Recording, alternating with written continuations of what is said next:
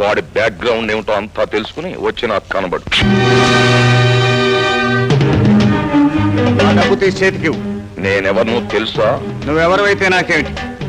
ఈ factory owner అయినా సరే ఆ డబ్బు తీసి చేతికి ఇవ్వాల్సిందే. నీ పేరు? బోసు. సుభాష్ చంద్రబోసా? పిన్నమనేని బోసు బాబు. అలాగా, నేను జోడుగోళ్ల బసవప్పని, ఈ ఫ్యాక్టరీ ఓనర్ని. అయితే తప్పకుండా తీసివ్వాల్సిందే.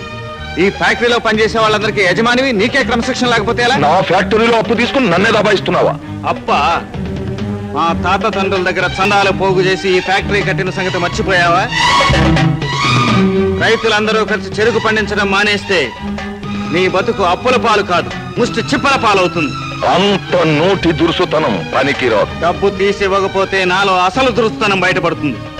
కోటీశ్వరుణ్ణైన నేను వంగి నీ కాళ్ళ దగ్గర డబ్బు తీసి ఇవ్వడం జరగని పని. ఆగా.